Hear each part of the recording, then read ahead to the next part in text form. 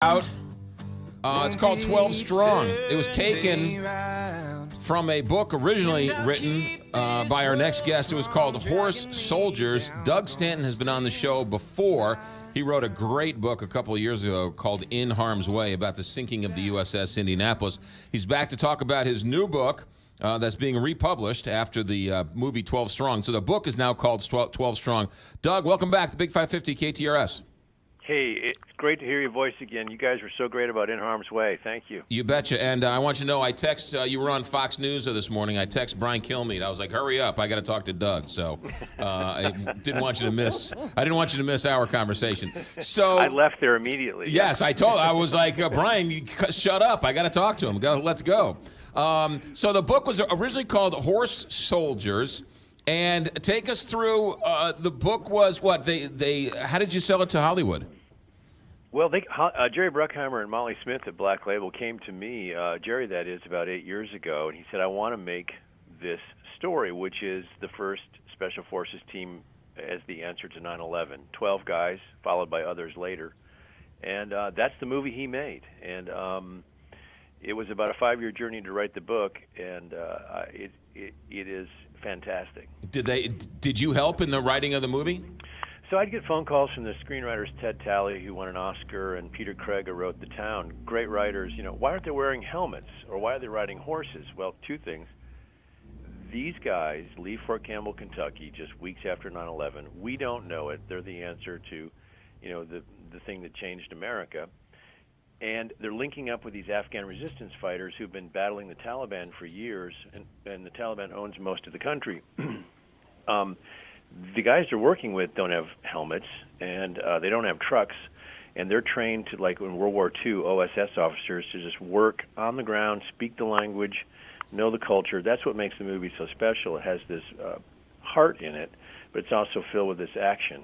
And so it's, and the book is number one on the Times list for 4 weeks.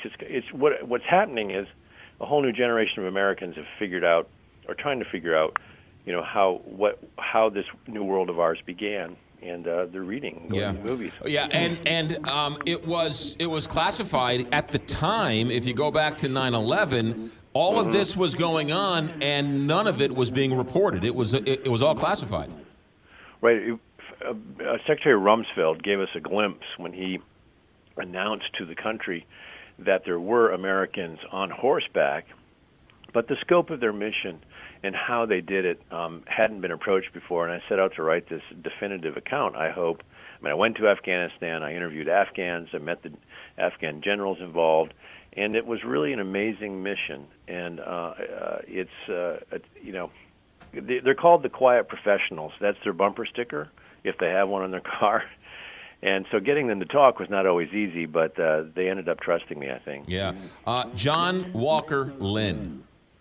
Right. Talk about him for a moment.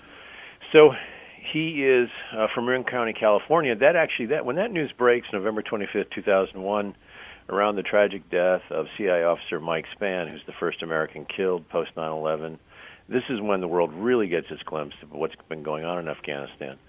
And he has come to be at the crossroads at a fortress in Mazar-e-Sharif, which the horse soldiers have captured successfully, face-to-face with Mike Spann. And an ambush ensues, and Mike is killed, and America discovers that John Walker Lynn has found himself among Al-Qaeda and thrown his lot in with them. He was a St. Louis. He was a California kid who joined up with the Taliban long before 9/11. He did. He went to study language in Yemen, actually. And ended up with Al Qaeda. And from what I understand from my reporting,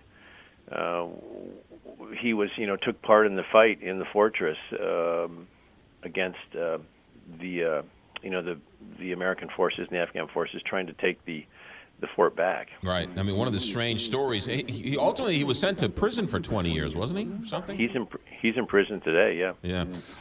They were riding on horseback, but were they not using state-of-the-art technology while riding on horseback? Well, they were. This is why the book and the movie is like a Western with lasers. They're literally on horseback, and they had not trained for this. The Afghans are watching them in this camp when they show up, and they say, sure, we can ride, which is what a Special Forces soldier knows how to do, just adapt really quickly. In their backpacks are radios and different devices that can actually track and guide bombs into the Taliban positions. So at one point, one of these horse soldiers says up to the aircraft, if you see anything on wheels, it's an enemy. And he's like, you're kidding me. No, it's true. We're here on foot and horse with the resistance. The Taliban have the armor and tanks. And what we're going to do is ride with them. And when they charge the field, which they literally do, firing over the horses' heads, and they swarm the line, the Taliban are going to retreat. What we want you to do is drop bombs on their armor so they can't retake the ground. Because, listen, we're on horseback, and horse flesh does not stop a bullet. So what was Doug Stanton? The book is called 12 Strong. It's now a major motion picture starring Chris Helmsworth. But what was the idea? What was the purpose of these on horseback going in there originally? What was the goal? Well, so if you and I had gone to the Pentagon September 12th, looked under A for Afghanistan, there's nothing there. So the answer, we know very quickly that Al-Qaeda has used Afghanistan as an incubator, and some of the 9/11 attacks were planned there. So their mission was really clear. U-12, and I've talked to the commander involved, then Colonel Mulholland. You guys are to land 60 miles south of Mazar-e-Sharif, a key central point in northern Afghanistan. Take the city, open the airfield because we need the airfield to bring in more material. And you have, we think it's going to take a year. It's going to start to snow, and you're going to be snowed in and stuck. And if you get in trouble, we can't really come get you quickly because you're a long way away.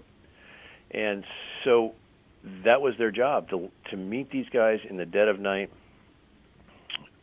form common cause with them, and then start riding against the Taliban, and it worked. I remember back, it's such heady days then. I remember people saying, we're going to bomb them back to the Stone Age. And I remember telling people, we're riding on horses. they're in the Stone Age. What are you talking about?